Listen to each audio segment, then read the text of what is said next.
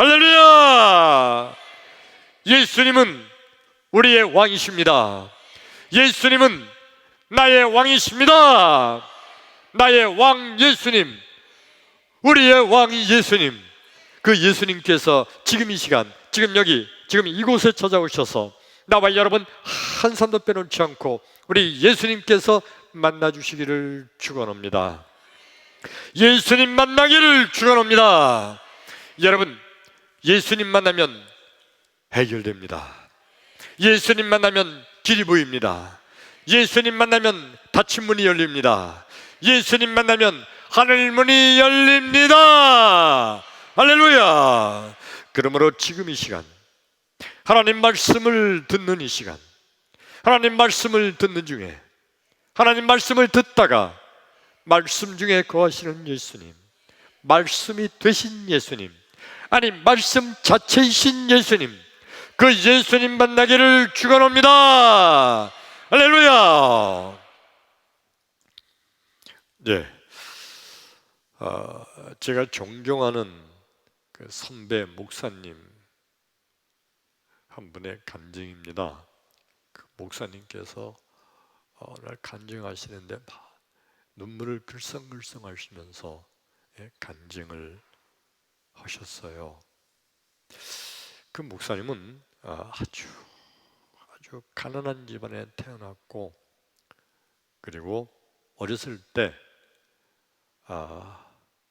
고아처럼 자랐대요. 중학교, 고등학교 그 시절에 친구들은 다 학교를 다니는데 이 목사님은 학교를 못 간 거예요. 이제 돈을 벌어야 되니까 그 어린 나이에도 중학교, 고등학교 그 나이에 뭐를 한 게 기억이 나냐 하면, 여름에는 이 더운 여름에 아이스케키 장사했대요.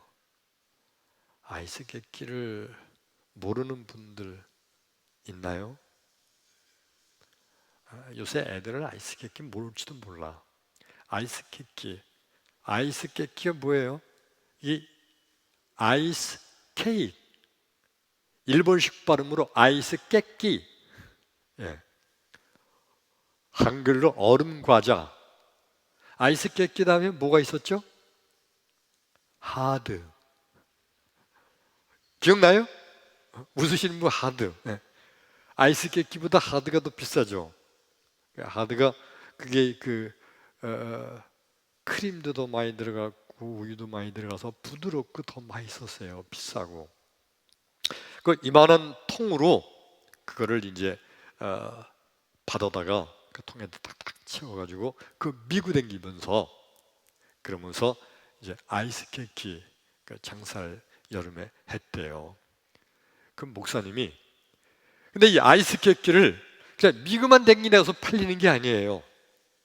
아이스케키라고 큰 소리로 소리를 쳐야 된대요. 그래서 아이스케키 그렇다고 해서 팔리는 거 아니래요. 이 목사님이 시범을 보이는데 자기가 옛날에 했던 거, 아이스케키 비슷했나 모르겠네. 그리고 그 다음에 하드 받아 하드 아이스케키 하드, 그냥 이거 그렇게 풀어당기는데, 근데 이게 다 녹기 전에, 저녁이 되기 전에, 오후가 되기 전에 팔려야지. 이게 미고 댕긴다고 그 속에 있다고 해서 녹지 않는 게 아니래요. 옛날에 그 아이스케키 통이 그게. 그래서 오전에 바라도 나오면 빨리빨리 팔아야지, 늦게 팔면은 나중에 녹아서 흐른대요. 녹아서 흐르는 거는 반품을 안 받아주니까 그거 다 손해보는 거예요. 그러니까 이거 팔려고 막 다니면서 이게 자꾸 녹아가고 안 팔리지 않은 게 많으면 그냥 더 급해가지고 손해보니까 아이스케이크를 외치는데, 맨 처음에는 아이스케이크, 그러다가 나중에 아이스케이크, 그냥 목이 터져라고 외치는 거예요. 이게 손해보니까 막 그렇게 외치고 다녔대요. 겨울에는 뭐 팔았는지 알아요? 어떻게 알아요? 장사했어요? 장로님 찹쌀떡 장사했어요? 찹쌀떡 장사했대요. 겨울에는 찹쌀떡. 그 다음에 뭐죠? 메밀묵. 그 목사님이 이거 시범을 보이면서 우리 목사들에게 한번 따라서 해보라고 연습도 했어요. 설교하려고. 아이스 깨끼, 찹쌀떡. 근데 이게 안 팔리면요, 찹쌀떡도요, 오늘 팔다 남은 거 내일 팔으면 된다고 생각하죠? 아니래요. 그러면 그 다음부터 안 사 먹는데요. 그러니까 오늘 팔다 남으면 집에서 식구들이 나눠 먹든가 어떻게든가 하고 내일 다시 받아 팔아야지, 그거 못 판다는 거예요. 굳어져 가지고. 저녁 먹고 나서 조금 이따 가서 그거를 받아다가 이제 8시, 저녁 10시, 밤 12시까지 돌아다니면서 파는 거예요. 근데 그게 골목골목 댕기면서 파는 건데, 조그맣게 말아가지고는 집안에 있는 사람이 못 들을 거 아니에요.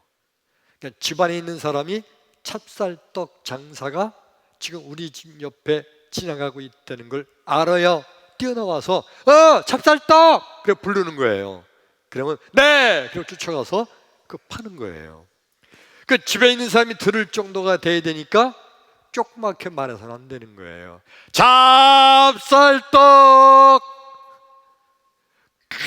막 외쳐야 돼요. 안 팔리면 밤 12시가 돼도 그 골목골목 댕기면서 찹쌀떡 사라고 그냥 소리쳐서 했는데, 나중에는요 목이 너무 아파가지고 그 다음날 말을 내면 말이 나오지 않을 정도로 그렇게 힘들었다는 거예요. 그 어느 날은 너무 힘들어서, 그리고 자기 친구들은 다 학교 다니고 막 학교 가고 학교 갔다 오고 그런 거 보면서 나도 학교나 좀 다녔으면 좋겠다. 학교 다니는 게 소원일 정도로. 근데 이 목사님이 어려서부터 그래도 예수는 믿었어요. 교회는 열심히 다녔던 거예요. 아니 하나님이 나 같은 거를 왜 세상에 태어나게 했을까? 가난한 집에서 배우지도 못하고 이렇게 살아가는데 앞길이 생각해봐도 훤해요. 도대체 어떻게 살아야 될지 모르는 거예요. 하나님이 왜 나 같은 거를 만드셨을까? 하나님께 대한 원망도 막 있고 그랬답니다. 자, 여러분, 하나님이 왜 나 같은 거를 만드셨을까?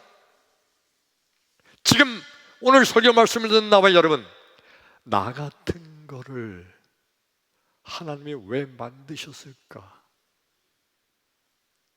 내가 뭐 뛰어난 놈도 못 되고 많이 배운 것도 없고 어떤 능력도 대단하지 않고 별 볼 일 없는 인생을 살아가는데 나 같은 거를 하나님이 왜 만드셨을까? 오늘 지금 이 말씀을 듣는 가운데 나와 여러분 큰 은혜가 되기를 주의 이름으로 축원합니다. 크게 아멘. 아멘. 오늘 성경 말씀 봉독합니다. 창세기 39장 19절로 23절의 말씀 우리 함께 읽습니다. 시작. 그의 주인이 자기 아내가 자기에게 이르기를 당신의 종이 내게 이같이 행하였다 하는 말을 듣고 심히 노한지라. 이에 요셉의 주인이 그를 잡아 옥에 가두니 그 옥은 왕의 죄수를 가두는 곳이었더라. 요셉이 옥에 갇혔으나 여호와께서 요셉과 함께 하시고 그에게 인자를 도와서 간수장에게 은혜를 받게 하시매 간수장이 옥중 죄수를 다 요셉의 손에 맡김으로 그 재반 사물을 요셉이 처리하고 간수장은 그의 손에 맡긴 것을 무엇이든지 살펴보지 아니하였으니 이는 여호와께서 요셉과 함께 하심이라. 여호와께서 그를 범사에 형통하게 하셨더라. 그게 아멘. 오늘 여기 말씀 맨 끝에, 다시요, 23절 맨 끝에 여호와께서 그를이 누구죠? 요셉. 여호와께서 요셉을 범사에 형통하게 하셨더라. 형통, 잘되게 하셨다는 거예요. 자, 여러분, 그런데 하나님께서 요셉을 범사의 모든 일에 잘되게 하셨다고 그랬는데, 근데 여러분, 이때 요셉은 어떤 형편이죠? 감옥에 갇힌 거예요. 감옥에 갇힌 게 하나님께서 형통하게 하시는 거예요? 물론 감옥에서 대우를 잘 받고 잘 살게 됐다는 얘기예요. 아니, 그러면 아무리 대우를 잘 받아도 그래도 감옥에 갇힌 죄수예요. 그게 형통하게 하신 거예요? 요셉은요, 노예로 팔렸어요. 하나님께서 범사에 요셉과 함께 하셔서 형통하게 하셨다면 왜 요셉이 노예로 팔리게 놔두셨나요? 형들이 요셉을 노예로 팔려고 할 때 하나님께서 나타나서 딱 막아줘야 되는 거 아니에요? 그렇다면 하나님이 요셉을 형통케 하셨더라, 그 말이 맞아요. 근데 부잣집 아들로 잘 살고 있는데 어느 날 형들이 요셉을 노예로 팔아버렸어요. 하나님이 정말 요셉을 형통케 하신다면 형들이 요셉을 팔아먹을 때 못 팔게 하나님께서 천사를 보내서 막아줘야 되는 거 아니에요? 근데 하나님 뭐라고 성경에 말씀하세요? 하나님이 요셉과 함께 하심으로 요셉을 형통하게 하셨더라. 아니, 그게 뭘 형통이에요? 노예로 팔렸는데. 요셉이 노예로 팔려서 애굽의 친위대장 보디발의 집에 팔려 들어갔죠. 어린 요셉이 아마 그 보디발의 집에서 엄청 열심히 일했을 거예요. 주인께 잘 보이려고 너무너무 열심히 일을 해서 드디어 주인이 인정하게 됐어요. 잘 된 거예요. 드디어 이제 비록 노예지만 잘 이제 편안하게 살게 됐는데 어느 날 요셉이 짓지도 않은 죄를 뒤집어 쓰고 요셉이 지금 읽은 말씀은 감옥에 갇힌 거예요. 이게 하나님께서 요셉을 형통케 하신 건가요? 도대체 하나님은 요셉에게 왜 이렇게 하시는 걸까요? 요셉은 하나님을 믿는 사람이죠. 아브라함과 이삭과 야곱, 믿음의 조상, 그 야곱의 아들이 요셉 아니에요. 그러니까 아버지 야곱으로부터 하나님께 대한 믿음의 유산을 물려받은 거예요. 하나님을 잘 믿는 요셉. 근데 하나님은 왜 요셉을 이렇게 만드는 거예요? 노예로 팔리게 하질 않나? 짓지 않은 죄를 뒤집어 쓰게 하게 하질 않나? 감옥에 갇히게 하질 않나? 아니, 하나님이 한 번도 막아주지 않으세요. 정말 하나님이 요셉을 형통케 하시려면 짓지도 않은 죄를 뒤집어 쓸 때 하나님께서 나타나셔서 아니다, 요셉이 지은 죄가 아니다, 이건 네 아내가 그 성폭행을 당할 뻔했다고 하는 거를 죄를 뒤집어 씌운 거다, 이거 밝혀줘야 되는 거 아니에요? 그래야 하나님이 요셉을 형통케 하셨다는 이 말씀이 맞지. 감옥에 갇혔는데 그게 하나님께서 요셉을 형통케 하시는 건가요? 도대체 하나님은 왜 요셉을 이렇게 하는 걸까요? 요셉의 입장을 한번 생각해 볼까요? 요셉이 하나님 잘 믿잖아요. 믿음의 조상으로부터 믿음을 물려받았으니 얼마나 믿음이 좋아요. 정말 하나님을 잘 섬기는데 어느 날 요셉이 이런 생각 안 할까요? 아니, 내가 하나님을 이렇게 열심히 잘 믿는데 하나님이 나한테 해준 게 뭐가 있어? 내가 이렇게 하나님 잘 믿는데 하나님은 왜 나를 노예로 팔리게 놔두셨나? 내가 이렇게 하나님 열심히 잘 믿는데 왜 짓지도 않은 죄를 뒤집어 쓰고 감옥에 갇힌 죄수가 되게 하시나? 하나님 없는 거 아니야? 혹시 하나님 안 계신 거 아니야? 이거 하나님 믿어도 소용없는 거 아니야? 이거 혹시? 이런 의심을 요셉이 혹 할지도 모르잖아요. 도대체 하나님은 왜 요셉을 이렇게 엎친 데 덮친 격으로 안 되고 또 더 안 되게 하시는 걸까? 그러면서도 성경엔 기록되어 있기를 여호와께서 요셉과 함께 하심으로 그를 형통하게 하셨다. 아니, 이게 형통이라면 그러면 차라리 하나님 안 믿고 사는 게 훨씬 낫지. 하나님이 형통케 해주셨다는 거예요. 이렇게 비참한 인생을 사는데 하나님이 도대체 왜 그러셨을까?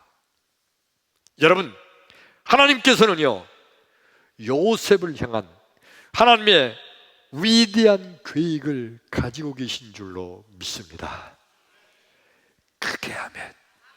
하나님께서는요 요셉을 향해서 하나님의 위대한 계획을 가지고 계신 거예요. 그리고 하나님의 그 위대한 계획 가운데로 요셉을 이끌어 가시는 거죠.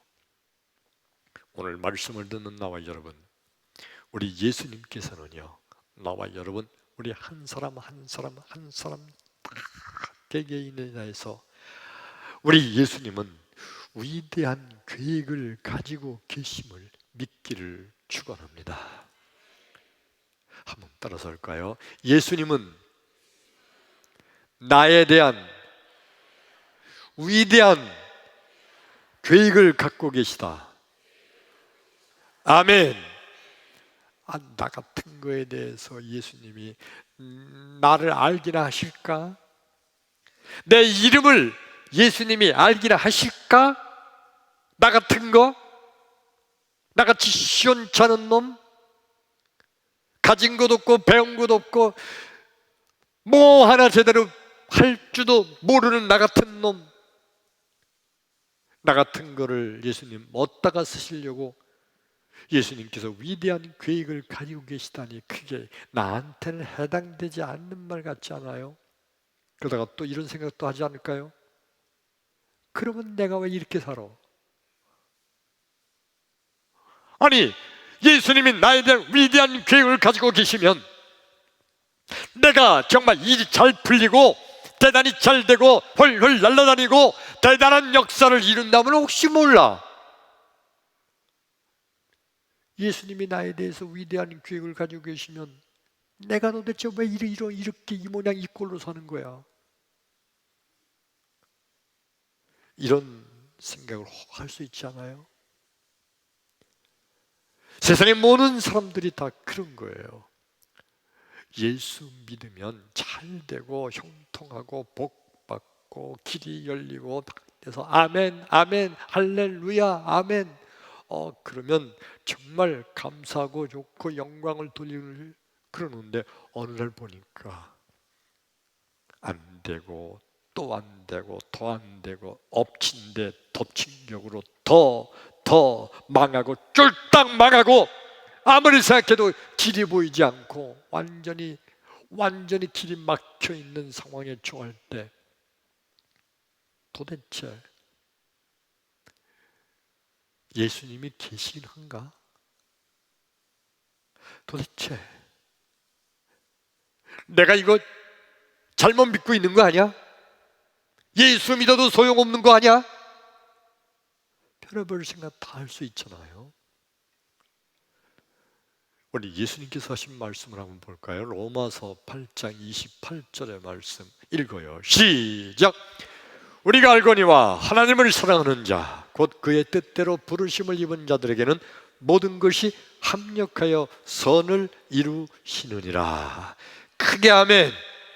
크게 아멘!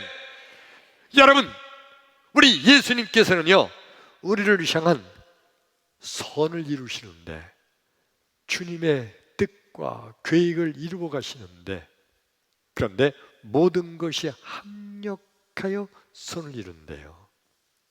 우리 생각에는 좋은 일, 기쁜 일, 잘 되는 일, 이런 일들만 합해서 주님의 뜻과 계획을 이루는 것 같은데, 근데 주님께서는 모든 것이 합력하여 선을 이룬대요. 안 되고 실패하고 망하고 어렵고 고난과 고통도 합해서 주님의 위대한 뜻과 계획을 이루신다는 말씀이에요. 크게 아멘. 크게 아멘. 근데 바리새인들과 서기관들은요, 항상 그들은요, 이스라엘 민족 전체가 어떤 범죄를 하나님 앞에서 늘 범하느냐 하면, 잘되고 형통할 때는 하나님께 감사와 찬양을 드려요. 근데 안 되고 힘들면 하나님을 원망하고 하나님을 배반하고 하나님을 떠나기도 해요. 광야 생활하는 이스라엘 백성들을 볼까요? 그들이 다 그랬어요. 먹을 물이 없으면 하나님을 원망했습니다. 어떤 때는 생수가 떨어지니까 먹을 게 없다고 모세와 하나님을 향해서 막 원망하면서 모세를 향하여 돌을 던지려고 하는 무리들이 이스라엘 백성들이에요.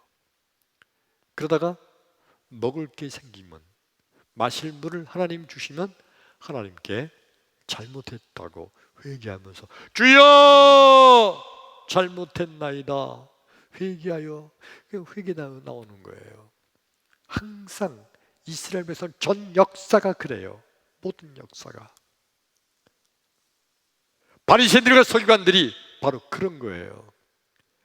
일이 잘 될 때는 아멘 하나님 감사합니다. 어려운 일이 닥쳐오면 금방 하나님을 원망하고 불평하고 믿음을 버리고 하나님을 떠나기도 하는 바리새인들. 그런데 예수님의 제자들을 보니까 모든 것이 합력하여 선을 이룬다는 거예요. 이 바리새인들이 볼 때 바보 멍청이에요. 잘되고 형통하고 길이 열리고 좋고 기쁜 일들이 합치고 합쳐져서 그래서 선을 이룬다는 것은 이해가 되지만, 어렵고 힘들고 고난과 고통, 이것도 잘되고 형통하고 이것과 다 합쳐져서 선을 이룬다는 이 말씀이 도대체 이해가 되지 않는 거예요. 그래서 이 바보 멍청아, 고난과 역경, 힘들고 실패와 좌절, 그게 무슨, 그거는 하나님이 안 주셔야 되는 거지. 그건 하나님이 너를 미워하는 거야. 그를 하나님을 믿으면 되냐? 잘되고 형통하게 해주시는 하나님을 믿어야지. 그러면서 오히려 예수님과 그 제자들을 비웃고 조롱하는 것이 이 바리새인들이었습니다. 성경 말씀을 한 절 더 보면요, 요한복음 9장 1절로 3절이에요. 한번 읽습니다. 시작. 예수께서 길을 가실 때에 날 때부터 맹인된 사람을 보신지라. 제자들이 물어 이르되 랍비여, 이 사람이 맹인으로 난 것이 누구의 죄로 인함이니까? 자기니까 그의 부모니까? 예수께서 대답하시되 이 사람이나 그 부모의 죄로 인한 것이 아니라 그에게서 하나님이 하시는 일을 나타내고자 하심이라. 크게 아멘. 크게 아멘. 예. 어느 날 길 옆에 날 때부터 소경된 거지가 앉아서 구걸을 하고 있었어요. 예수님과 제자들 그리고 이스라엘 백성들이 지나가다가 그 소경을 보고서 갑자기 생각난 게 있어요. 뭐냐면 유대인들은, 아니 모든 이스라엘 백성들은 공통된 생각을 하나 가지고 있는데, 소경이거나 절름발이거나 아니면 일이 잘못되면 어려운 일을 겪는 것은 다 죄를 지었기 때문에 죄값을 받는 거다. 이런 사상이 그들에게는 흘러내려오고 있었어요. 저 사람이 저렇게 소경이 된 거는 저 사람이 죄를 지었기 때문이다, 그런 거예요. 근데 지금 이 사람은 태어날 때부터 소경이었거든요. 날 때부터. 그러니까 자기들끼리 평소에 토론을 했어요. 아니 그러면 소경이 된 것이 자기 죄 때문이라면, 그러면 이 사람은 날 때부터 소경이었으니까 그럼 엄마 뱃속에 있을 때부터 죄를 졌냐? 그러니까 그 이상하단 말이에요. 자기들 생각해도. 아니 엄마 뱃속에 있는 그 태아가 무슨 엄마 뱃속에 죄를 짓겠어. 그러니까 어떤 사람이 말하기를 그거는 엄마 뱃속에 있는 그 사람이 죄를 지은 게 아니라 그 사람이 엄마 뱃속에 있을 때 그 엄마가 죄를 진 거를, 엄마 죄를 그 애가 대신 받고 소경으로 태어난 거다, 이렇게 말하는 사람이 생겨난 거예요.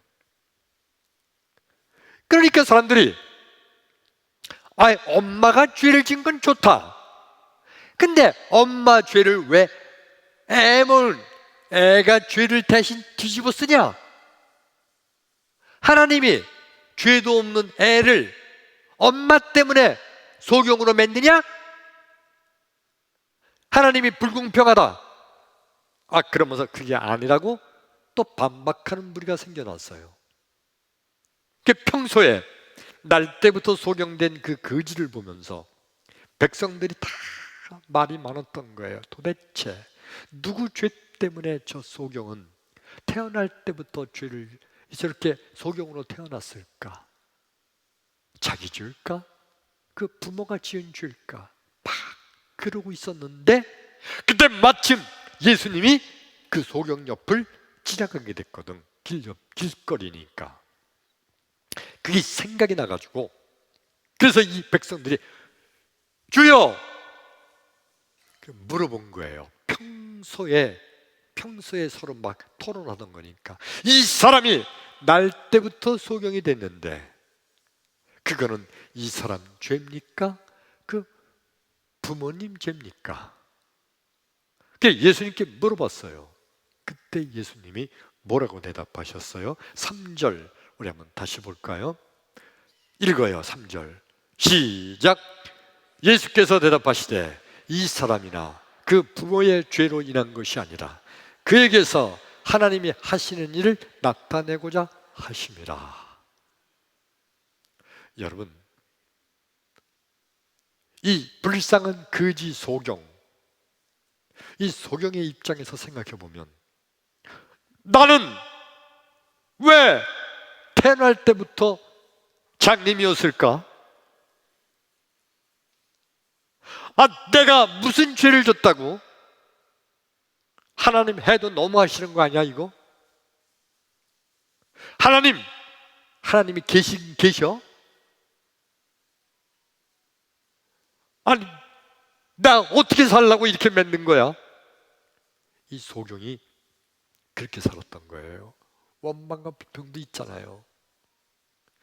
그런데 예수님께서 그런 마음을 가지고 있었는데 예수님이 옆에 오시더니 이 사람이나 그 부모의 죄가 아니라 그에게서 하나님의 하시는 일을 나타내고자 하심이라. 소경이 들을 때, 아니 나한테 하나님의 일을, 하나님이 하려고 하시는 일을 나타낸다고? 무슨 일? 소경이 그런 생각할 거 아니에요. 근데 예수님께서 그 소경의 눈을 뜨게 해주세요. 그게 아멘. 그러면서 예수님께서는 이 소경의 눈을 뜨게 해주시면서, 예수님은, 메시아는 보지 못하는 자들을 보게 하며, 할렐루야, 이 엄청난 하나님의 하시는 일을 이 소경을 통해서 나타내 주신 거예요. 거기에 이 소경은 쓰임 받는 거죠. 이 소경은 그러므로 별 볼일 없는 거지 소경, 이 소경에게도 하나님은 하나님의 위대한 계획을 가지고 계셨던 거예요. 예수님의 하시는 사역, 보지 못하는 자들을 보게 하며 소경의 눈을 뜨게 하시는 하나님의 일을 나타내기를 하시는 하나님의 계획이 이 소경을 통하여 나타나게 된 줄로 믿습니다. 그러므로 여러분, 믿음이란 뭘까요? 믿음은, 예수님은 나에 대한 계획도 가지고 계신다고 믿는 거, 이게 믿음이에요. 별 볼 일 없는 소경 거지, 별 볼 일 없는 소경 거지를 통해서도 하나님이 하시는 일, 예수님의 하시는 일을 나타내시고자 하는 하나님의 계획이 있으셨어요. 나같이 별 볼 일 없는 나도 나에 대한 하나님의 계획이 있음을 믿으시면 아멘 합시다. 오늘 예배하는 나와 여러분, 오늘 2부 예배에 참여한 나와 여러분, 단 한 사람도 빼놓지 않고 지금 우리 예수님께서는 우리 한 사람 한 사람 한 사람 한 사람에 대한 하나님의 위대한 계획을 가지고 계세요. 그게 아멘. 저는 목회하면서, 목회한 지는 42년째, 43년째가 되고 있어요. 전도서 때부터 합해가지고. 그런데 가만히 보니까 가난하고 가진 거 하나 없고 별 볼 일 없는데, 목회 여정을 다 돌이켜보니까 전부 다 건축하는 목회를 했어요. 엄청 돈이 많아서 건축한 것도 아니요. 근데 목회 42년, 43년을 돌아보니까 전부 건축.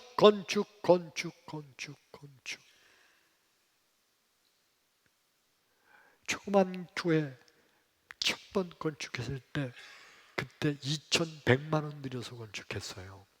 2,100만 원. 그러니까 2천, 그게 무슨 건축이, 하지만 그 당시 돈 2,100만 원이면 30몇 년 전에 2,100만 원이면 지금 얼마 갈까? 엄청난 거예요. 더군다나 개척교회 몇 명 안 되는데, 게다가 그 교회 부시고 다시 2층으로 짓고 다시 그 교회 부시고 앞에 땅 사가지고 더 크게 짓고 2,100만 원, 3억 4천만 원, 12억, 그렇게 교회를 줬어요. 생각해 보니까 우리 하나님께서는 평택제일교회 몇백억짜리 교회를 건축하기 위해서 위대한 하나님의 계획이 있으셨던 거예요. 그래서 목사를 그렇게 훈련시킨 거예요. 그래서 아무것도 모르는데, 건축의 건자도 모르는데, 그런데 건축에 대한 눈이 뜨여졌어.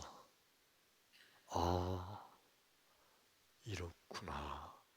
이렇게 하면 사기당할 수 있고, 이렇게 하면 건축에 부도가 날 수 있고, 이렇게 하면 건축하다가 중단될 수도 있고, 이렇게 가다간 무슨 일이 터질 수도 있고, 이거에 대한 보는 눈이 뜨게 된 거야. 아, 그러면 이렇게 해야 되는구나. 이렇게 해야, 그렇구나. 이걸 알게 됐어. 하나님에 대한 위대한 계획이 있었던 거예요. 나같이 가난하고 별 볼 일 없고 아는 거 아무것도 없는 놈에게도 하나님의 위대한 계획이 있으셨던 거예요. 믿음이란 나에게도 예수님의 계획이 있다고 믿는 거, 이게 믿음이에요. 여러분 지금 어느 처지에 있나요? 어떤 상황에 있나요? 그런데 중요한 거 한 가지는, 예수님은 나에게도 위대한 계획을 갖고 계시다. 믿는 믿음이 생겨나기를 주의 이름으로 축원합니다. 축원합니다. 오늘 성경 말씀의 주인공이 누구라고 그랬죠? 요셉. 요셉은요, 파란만장한 인생을 살았어요. 팔자가 기구에 부잣집 아들로 태어나서 아주 호의호의하고 살다가 어느 날 형들에게 미움받아서 노예로 팔려나갑니다. 노예, 그때부터 비참한 인생을 살게 됐어요. 그래도 자기를 상한 주인한테 잘 보이려고 정말 죽을 힘을 다해서 일을 해서 주인에게 드디어 인정받고 편하게 사는가 했더니 짓지도 않은 죄를 뒤집어 쓰고 감옥에 갇히게 됐어요. 감옥에 갇힌 요셉, 죄수 노예 요셉, 어느 날 갑자기 끌려나가 죽음을 당해 그로 끝나는 인생이에요. 그런데 여러분, 그 요셉, 우리는 이미 알지만 하나님은 그 요셉을 통하여 하나님의 위대한 계획을 가지고 계셨잖아요. 요셉, 어떤 계획이에요? 이스라엘 전 민족을 애굽으로 인도해서, 애굽에서 장차 430년 동안 이스라엘 민족이 살 수 있는 기틀을 마련하기 위해서 먼저 요셉을 애굽으로 하나님 보내신 방법이 노예로 팔려가는 방법이었어요. 그리고 거기부터 올라가서 애굽의 총리 대신이 되었고, 자기의 노예로 팔아버린 형들과 아버지를 전부 다 애굽으로 인도해서 평안하게 살게 해주는 일들, 생각해보면 천하디 천한 별 볼 일 없는 노예 요셉을 통해서 하나님은 위대한 계획을 가지고 계셨던 거예요. 요셉의 입장에서 보면, 요셉, 나는 왜 이렇게 팔자가 기구할까? 나는 이렇게 왜 하는 일마다 안 될까? 나는 왜 이렇게 다른 사람들한테 팔려서 배반당하고 형들한테 배반당한 거 아니에요? 주인에게 죄를 뒤집어 쓰고 주인에게 배반당한 거 아니에요? 나는 이렇게 사람들에게 배신당하고 배반당하면서 이렇게 비참한 인생을 살까? 요셉이 자기 인생을 보면 그렇지 않아요? 그런데 여러분, 우리는 이미 성경을 통해서 아는 것처럼, 그러나 하나님은 그 요셉을 통하여 위대한 하나님의 계획을 가지고 계셨던 것을 우린 배웁니다. 나에게도 하나님은 하나님의 위대한 계획을 가지고 계심을 믿으시면 아멘 합시다. 그게 아멘. 아까 제가 존경하는 선배 목사님 한 분이 계셨다고 그랬죠. 무슨 양사였다고요? 아이스 깨끼라고 그래야 돼. 이거 찹쌀떡 장사, 목이 터져라고 찹쌀떡 외쳐야 돼요. 아이스 깨끼 얼음이 자꾸 녹아가요. 이거 못 팔면 그대로 손해보는 거예요. 그러니까 애가 타가지고 아이스 깨끼 외치는데 목이 터져라고 외쳐요.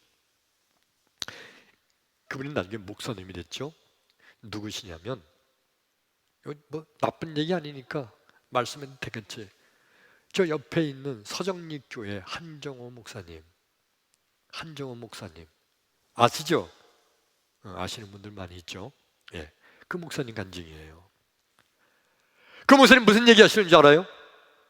근데 뒤늦게 생각해 보니까 하나님이 나를 왜 아이스 케이크 장사 만들었고 왜 찹쌀떡 장사 만들었나 봤더니 그때 목이 터지고 피가 나올 정도가 되고 그랬는데 그때 목 훈련이 됐대. 단련이 됐대.